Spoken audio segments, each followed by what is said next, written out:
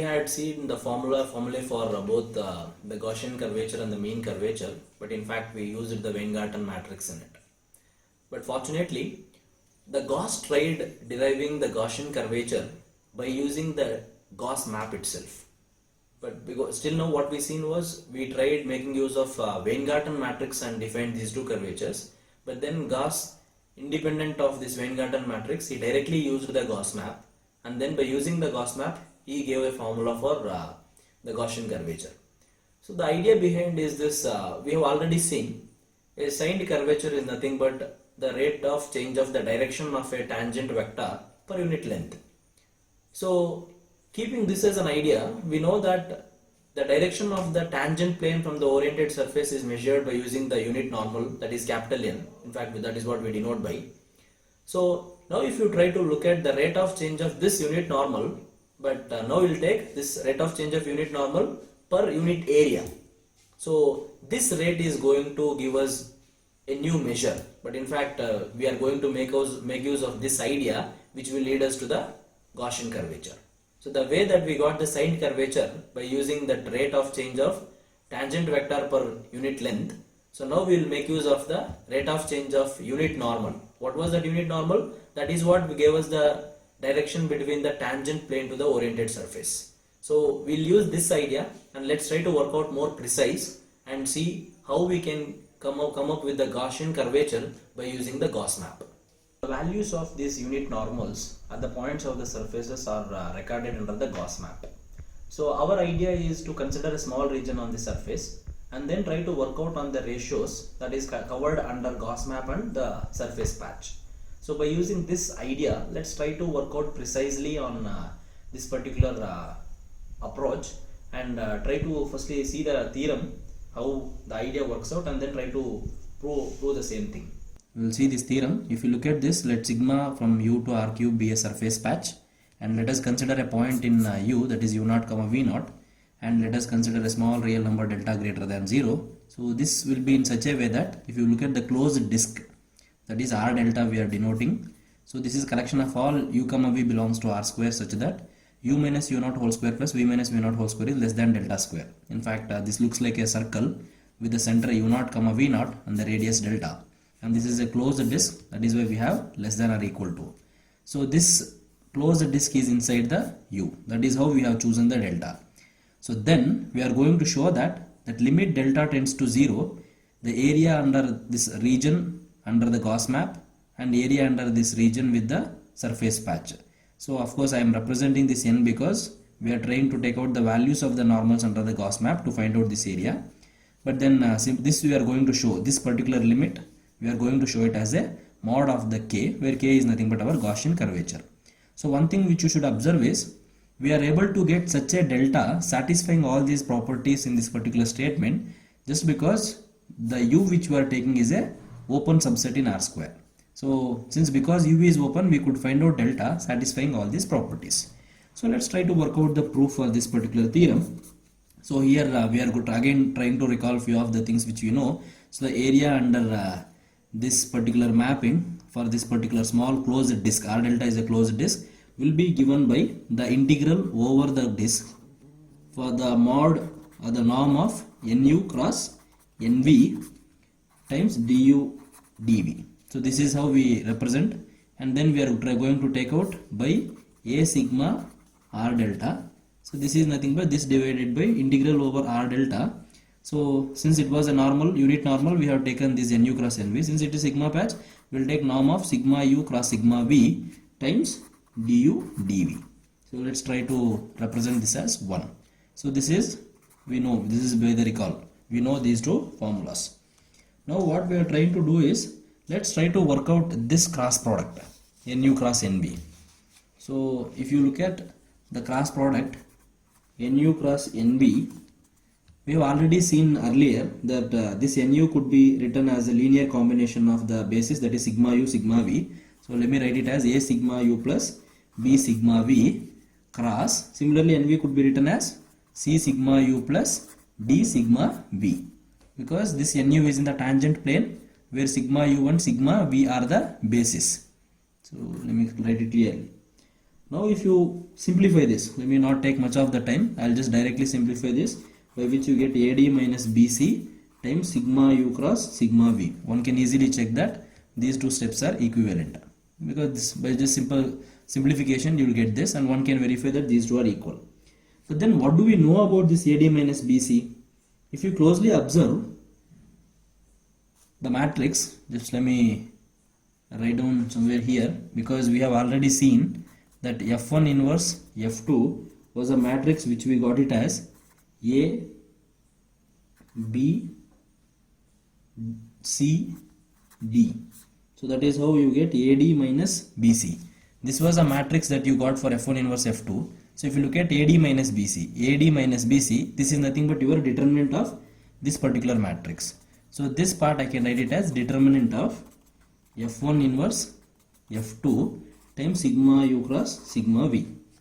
I have already said you that for the regular surface this determinant of F1 will be not equal to 0. So therefore I can write it as determinant of course F2 by F1. Upon applying the determinant, we can write it as determinant of F2 by determinant of F1 times sigma u cross sigma v, and this is nothing but determinant of F2 by determinant of F1 times sigma u cross sigma v, because we know that determinant of F1 is not equal to 0. And once if we get that, if you closely observe, already we have found out this. What was this determinant which we have got earlier? If you remember the previous corollary where we have found out this determinant, if you remember here in the corollary we have found determinant of F2 by F1 was ln minus m square by Eg minus f square. So that is the same thing we have got here. I can write it as ln minus m square divided by Eg minus f square times sigma u cross sigma v. But then what does the same corollary said us? Whatever we got this determinant of F2 by F1, this was nothing but this, but this is nothing but our Gaussian curvature. So I can just simply write it as k times sigma u cross sigma v. So let's try to call it as equation number 2. So this is what the cross product of nu cross nv. So then now we will try to make use of the equation 1. So by equation 1, what do we know? That an of r delta divided by a sigma of r delta is nothing but r delta times so let's try to recall the equation 1. This was nothing but equation 1 was integral of the norm of this nu cross nv. But then just now we have found that nu cross nv was k times sigma u cross sigma v. So I'm just going to replace that nu cross nv by k times sigma u cross sigma v times du dv divided by integral over r delta. Now this will remain the same, sigma u cross sigma v times du dot dv. So now what we have to do, let us try to take out a real number epsilon. Let epsilon greater than be a real number. So here again we are trying to make use of our definition of epsilon delta, definition of a continuous function.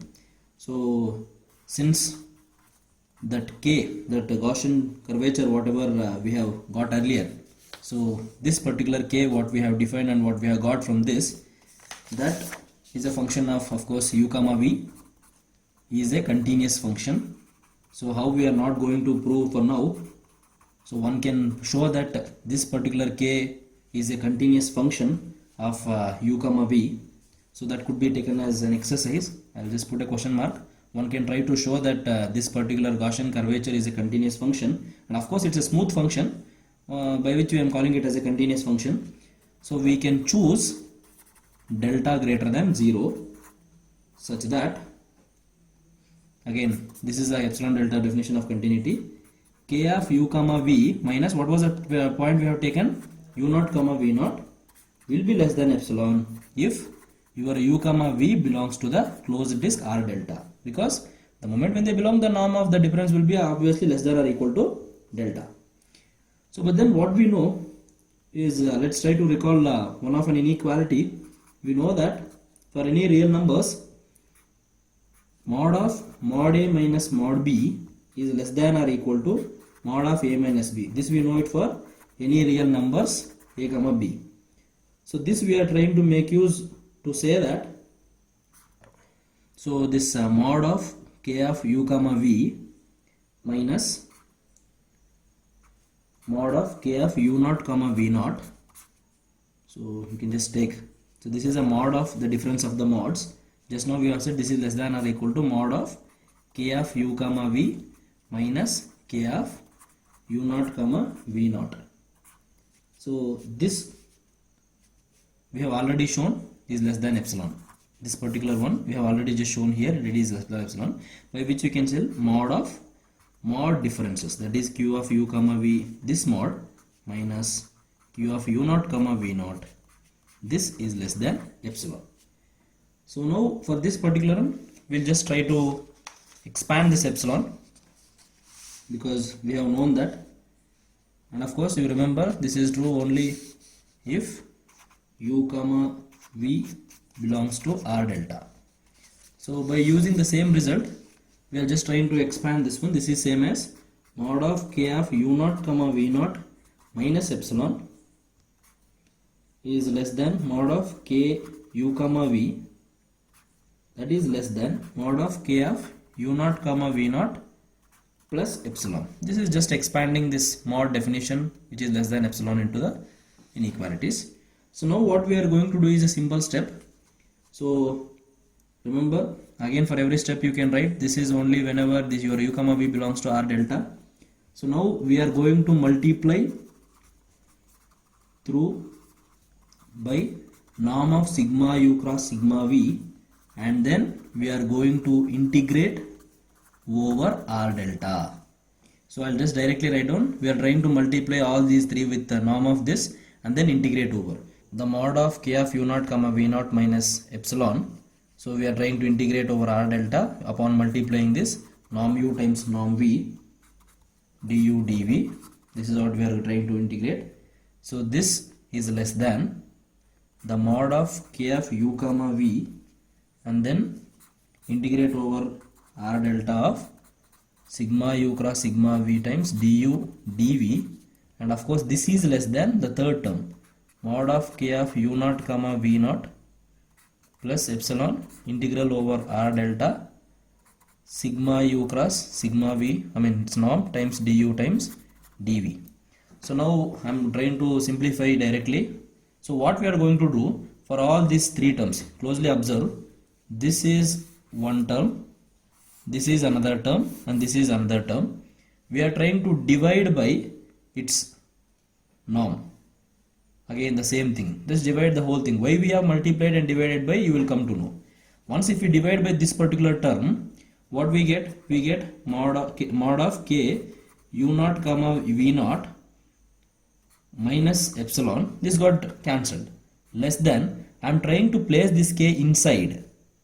So what I could get in fact is nothing but integral r delta k, that is of course mod k of u comma v times norm of sigma u cross sigma v du dv.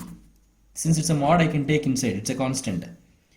So now this, what we are doing, we are dividing all the three terms by this term. So what we are getting is divided by integral over r delta of sigma u cross sigma v norm du dv. So this is less than, again when we try to divide with this term, this gets cancelled out and we will get mod of k u naught comma v naught plus epsilon. So now we will try to make use of the equation 1. If you look at our 1 said, this was our 1. Our 1 said if you take the ratio of this, your a n r delta by a sigma r delta. So what we will get, this k, even we could have kept it outside, that was not an issue. But then, so now we were trying to make use of that equation and then get that. Let me write down another equation. So this entire term k times sigma u cross sigma v, observe first to k times sigma u cross sigma v is capital Nu cross Nv. So I am just going to replace, just look at this middle term what we got. So k times u naught comma v naught minus epsilon is less than k times sigma u cross sigma v was nothing but our norm of Nu cross Nv. That's what our equation 2 said. Du cross dv divided by integral r delta over norm of sigma u cross sigma v du cross dv is less than k times u naught v naught plus epsilon. We are done almost. So now what we'll get? Now mod of k of u naught comma v naught minus epsilon less than. So I'll just write down, because here this is by equation 2, and now this whole thing could be replaced with an, that is area under R delta by Gauss map, and a sigma R delta, and again this replacement is because of equation 1, which will be less than mod of k of u naught comma v naught plus epsilon by equation 1. This is by equation 2, this is by equation 1. So now you can just look at this. This is same as mod of an R delta by a sigma R delta, sorry, minus k u naught v naught mod is less than epsilon. So when this is true for an epsilon, what it says is limit delta tends to 0 of an R delta by a sigma R delta. This is a mod, remember, is nothing but our mod k, and hence the proof. This we have got an absolute value of Gaussian curvature, so by which we started with Gauss map, and then we could get the absolute value. So the sign of this Gaussian curvature could be easily retrieved by using the Gauss map. You just try to look at the direction of the cross product of nu cross nv. That is, what I mean is n is our unit normal. When you look at the cross product of this, if it is in the same direction of n, you get the positive sign. If it is in the opposite direction of n, you will get the negative sign. So by using this sign and by getting this absolute value, one can easily talk about the exact value of the Gaussian curvature.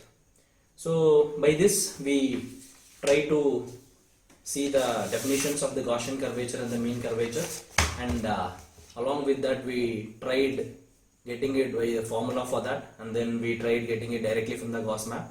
So we tried having an approaches for these two curvatures in both Weingarten matrix as well as the direct Gauss map itself. So you can try to look out through some of the examples, and then you can try to work out on these results. Thank you.